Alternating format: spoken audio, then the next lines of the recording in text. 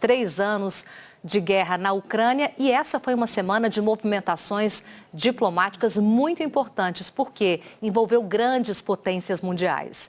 E aí, em meio ao encontro entre o Donald Trump e Emmanuel Macron na Casa Branca, os Estados Unidos se aliaram à Rússia para votar contra uma resolução lá no Conselho de Segurança da ONU. E agora uma atualização feita há pouco aqui no G1 para vocês, que um dia depois de Trump dizer que Vladimir Putin da Rússia estaria aberto à ideia de forças de paz na Ucrânia, o porta-voz do Kremlin contradisse. Ele se absteve de contradizer publicamente, dizer que Trump estava errado, mas aí ele reafirmou que, na verdade, a Rússia não quer isso. A Rússia não quer forças de paz na Ucrânia. Atualização de agora há pouco aqui. Então, vou até dar um trecho bem rapidinho aqui para vocês, em que o porta-voz russo, ele diz o seguinte: há uma posição sobre esse assunto que foi expressa pelo ministro das Relações Exteriores da Rússia, Lavrov.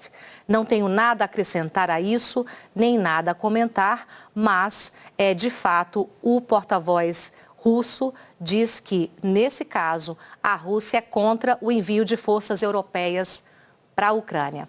Vamos direto com a Cecília Malan, que já tem informação, tem as repercussões para a gente também. Um desmentido na prática, né, Cecília? Fazendo aí uma acrobacia com as palavras, mas a Rússia dizendo que é contra. Bom dia para você, bem-vinda.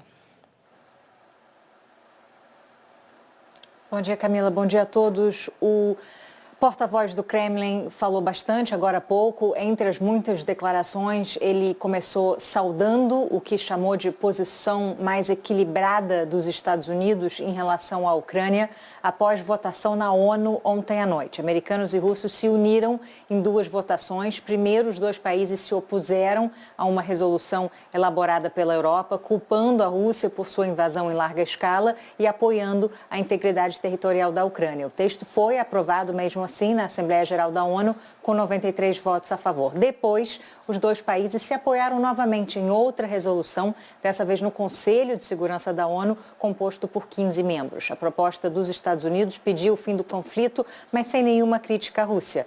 França e Reino Unido, aliados tradicionais de Washington, se abstiveram.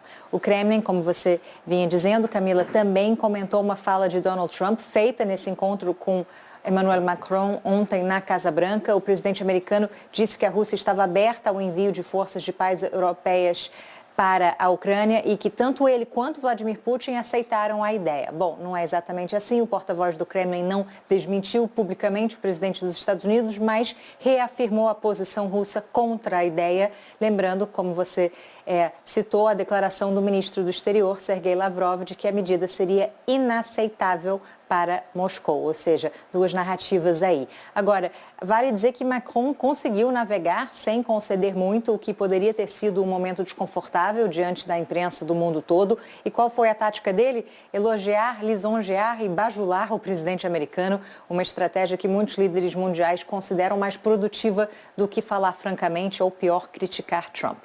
O francês concordou com uma queixa antiga de Trump de que a Europa precisa assumir mais responsabilidade pela sua própria segurança. Disse que o presidente tinha razão de estabelecer algum tipo de contato com Vladimir Putin, mas Macron também alertou contra uma rendição da Ucrânia, defendeu a posição europeia de que a Rússia é o agressor nessa guerra e ainda corrigiu gentilmente, com um sorriso no rosto, como se estivesse falando com uma criança, uma afirmação falsa do presidente americano de que a Europa havia entregue toda a sua ajuda à Ucrânia como empréstimos, o que não é verdade, grande parte foi em doação. Ainda segundo Trump, a Ucrânia está muito próxima de assinar o acordo de minerais que o governo americano tem negociado para recuperar parte do dinheiro enviado a Kiev.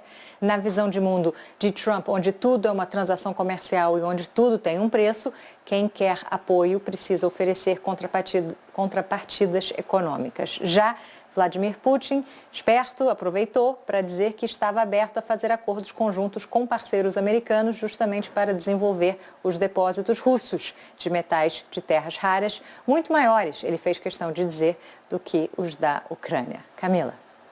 Ô, Cecília, só para comentar aqui, genial, né, a postura do Macron, sabendo como agir com Trump, né, que tem esse perfil narcísico, é muito mais dado a elogios do que uma conversa baseada em argumentos, e também sendo adulto na sala, né, colocando os limites como se faz com uma criança. Achei genial a forma. Muito obrigada, Cecília, bom trabalho aí.